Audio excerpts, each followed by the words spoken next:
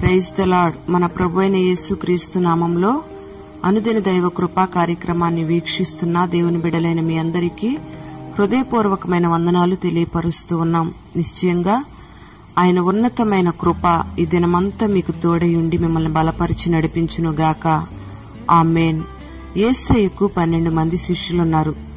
ఆ 12 మంది శిష్యులను కూడా యేసయ్య ఒకే రీతిగా ప్రేమించాడు. ఆ శిష్యులను అంతం వరకు కూడా సంపూర్ణంగా ప్రేమించాడు. వారిలో ఒకడు ఇస్కరియోతు యోధ. ఈ ఇస్కరియోతు యోధ 30 వెండి నాణాలకు అమ్ముడుపోయి యేసయ్యను సిలువకు అప్పగించిన సంగతి మనకందరికీ తెలిసిందే. యేసయ్యను అప్పగించిన ఈ యోధాను కూడా యేసయ్య అంతం వరకు ప్రేమించాడు. ఈ యోధాను ఎలాగైనా రక్షించాలి అని యేసయ్య అనుకున్నాడు. యోధాలో ఉన్న వ్యర్థమైన ఆలోచనలన్నీ తీసివేయాలని యేసయ్య ఎంతగానో ప్రయత్నం చేశాడు. ఒక మనిషి యొక్క హృదయం భయంకరమైన కఠినత్వంతో నింపబడి ఉంటే దేవుడు కూడా ఏమీ చేయలేడు.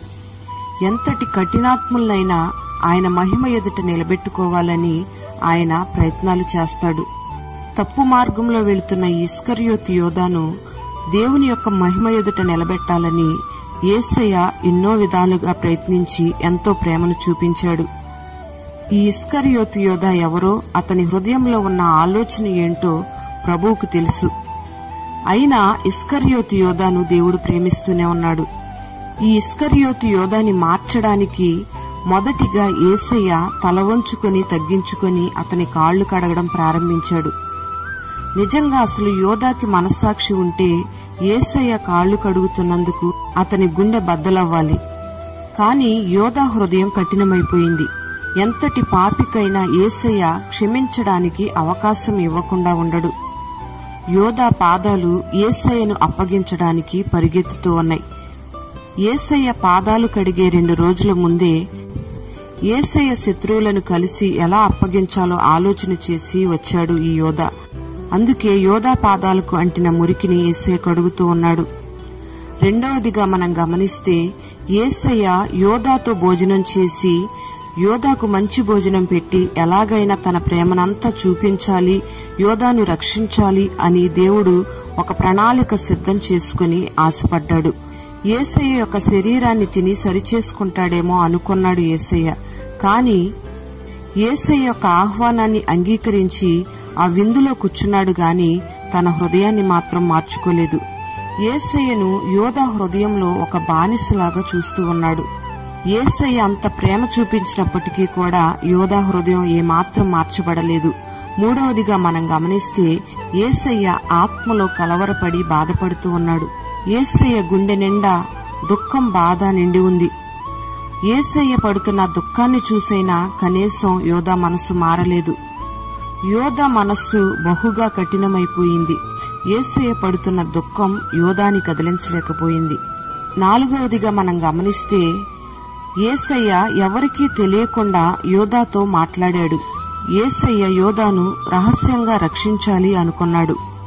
యోధా మాత్రం యేసయ్యను రహస్యంగా అమ్మాలి అనుకున్నాడు. యేసయ్య దగ్గర పెద్ద గొప్ప సమూహమేమి లేదు కాని ఉన్నది ఆ 12 మందే. వారితో మాట్లాడుతున్న సందర్భంలో మీలో ఒకడు నన్ను అప్పగిస్తాడు అని చెప్పినప్పుడు కూడా ఏమాత్రం యోధాకు పశ్చాత్తాప హృదయం రాలేదు.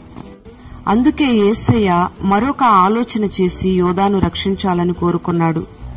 యేసయ్య అన్నాడు, నేను ఈ ముక్క ముంచి ఎవరికి ఇస్తానో అతడే నన్ను అప్పగిస్తాడు అని చెప్పి ఆ ముక్కను ముంచి యోధా చేతిలో పెట్టాడు. కాని అప్పుడైనా యోధాకు పశ్చాత్తాప హృదయం రాలేదు. ఆ క్షణంలోనైనా యోధా క్షమించమని యేసయ్యను ఒక్క మాట అడిగినా యేసయ్య క్షమించేవాడు.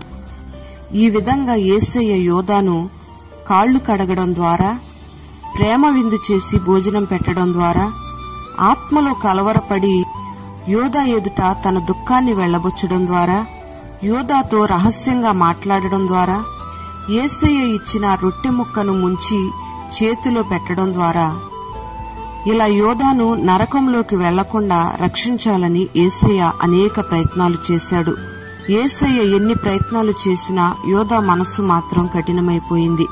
ఈ ఇస్కరియోతు యోధా దేవుడు ఎన్నిసార్లు చెప్పడానికి ప్రయత్నించినా యేసయ్య మాటను వినలేదు. చివరకు యేసయ్య సిలువలో పడుతున్న శ్రమను చూసి నేను నిరపరాధిని సిలువకు అప్పగించాను అని కన్నీరు పెట్టుకుని ఏడ్చాడు. కాని ఆ సమయంలో యేసయ్య దగ్గరకు వచ్చి తన పాపాన్ని ఒప్పుకొని కన్నీరు కారిస్తే ప్రయోజనముండేది. ఇస్కరియోతు యోధ రావలసిన యేసయ్య పాదాల యొద్దకు రాలేదు గనుక రక్షణ పొందలేకపోయాడు. చివరకు ఈ యోధ యేసయ్య కంటే ముందుగానే చనిపోయాడు. పాప క్షమాపణ లేకుండా నరకానికి వెళ్లిపోయాడు.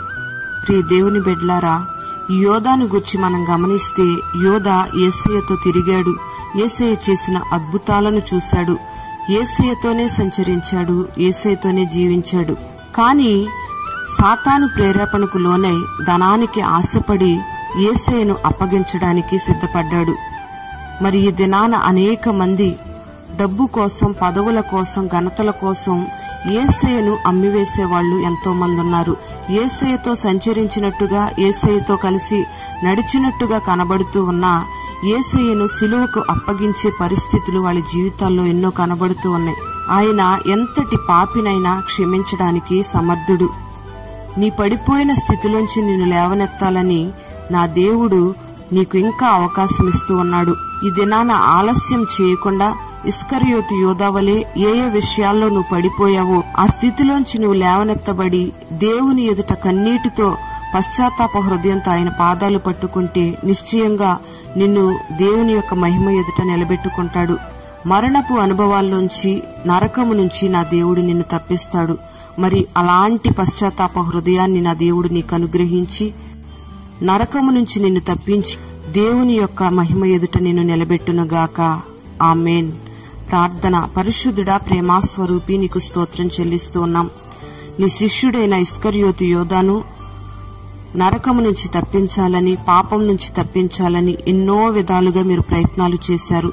మార్పు ఏమాత్రం రాకుండా మనస్సు కఠినం చేసుకుని నరకానికి వెళ్లిపోయినట్లుగా మీరు మాతో మాట్లాడుతూ వచ్చారు. ఈ దినాన ఈ మాటలు విన్న నీ బిడ్డలందరినీ మీరు పేరు పేరున దీవించండి. ప్రభువా, నీ బిడ్డలు ఏ స్థితిలో పడిపోయారో మనస్సులు కఠినం చేసుకుని ఎలాంటి భయంకరమైన జీవితంతో జీవిస్తూ ఉన్నా వారిని ఆ పాపపు ఊబిలోంచి, పడిపోయిన స్థితిలోంచి మీరు లేవనెత్తి నీ బిడ్డలను నీ మహిమ ఎదుట నిలబెట్టుకొనమని ప్రార్థన చేస్తూ ఉన్నాం. బిడ్డల్లో పశ్చాత్తాప హృదయాన్ని మీరు కలుగు చేయండి. కన్నీటితో నీ పాదాల చెంతకు వచ్చి ప్రార్థించే మనస్సును నీ బిడ్డలకు మీరు దయచేసి ఈ దినమంతా కూడా నీ బిడ్డలకు నీ సన్నిధిని తోడుగా ఉంచండి. సకల ఆశీర్వాదాలను మీరు కలుగు చేయండి. చేస్తున్న ఉద్యోగాలు, వ్యాపారాలు దీవెనకరంగా జరిగించి నీ కృపను, నీ సన్నిధిని బిడ్డలకు తోడుగా ఉంచమని యేసు నామములో ప్రార్థిస్తూ ఉన్నాము తండ్రి. ఆమేన్.